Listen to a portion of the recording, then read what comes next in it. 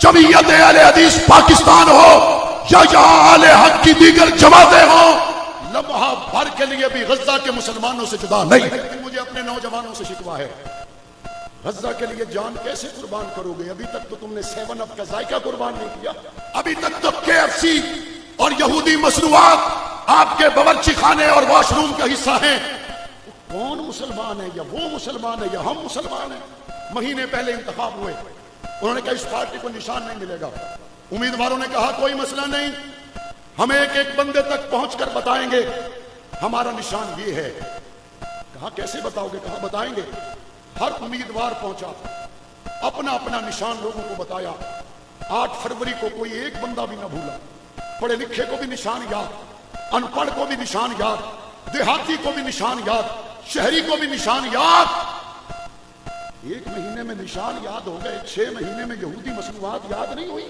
جب یہ 7 اکتوبر جب ان واقعات کا آغاز ہوتا ہے، ابھی ہفتہ نہیں ہوتا، امریکہ کا وزیر خارجہ پہنچ جاتا ہے اور کہتے ہیں میں اس لیے نہیں آیا میں امریکہ کا وزیر خارجہ ہوں، میں اس لیے آیا ہوں میری ماں یہودی، میرا باپ یہودی اور میں یہودی ہوں۔ پھر دوسری مرتبہ آتا ہے، آ کر یہی کہتا ہے میں اس لیے آیا ہوں میری ماں یہودی، میرا باپ یہودی اور میں اسرائیل کے ساتھ کھڑا ہوں۔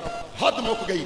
57 اسلامی ملکوں میں کوئی ایک صدر وزیر اعظم بھی ایسا نہ ہوا جو مسجد اقصیٰ کے صحن میں کھڑا ہو کر کہتا میں صدر وزیر اعظم کی حیثیت سے نہیں آیا، میں اس لیے آیا ہوں میری ماں مسلمان، میرا باپ مسلمان، میں محمد۔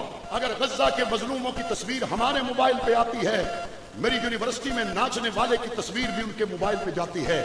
اگر وہاں ماں اپنے بچے کو جہاد کا درس دیتی ہے، جہاں PSL کے میچ میں بھنگڑا ڈالنے والے بے غیرت نوجوان کی تصویر بھی وہاں شہید کے ماں کے موبائل تک پہنچتی ہے۔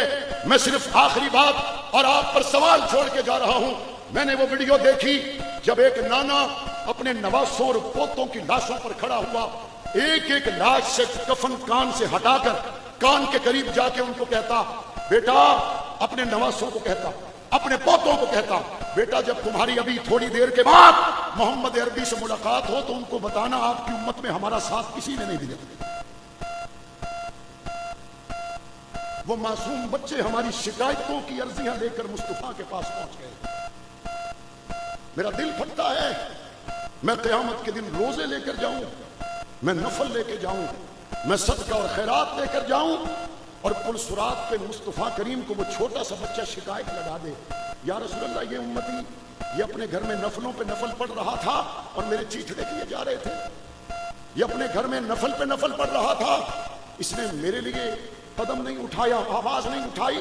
مجھے لگتا یہ ہے اگر کسی ایک غزہ کے معصوم نے پل صراط پر مدنی کریم کو ہماری شکایت لگا دی تو روزے دھرے کے دھرے رہ جائیں گے۔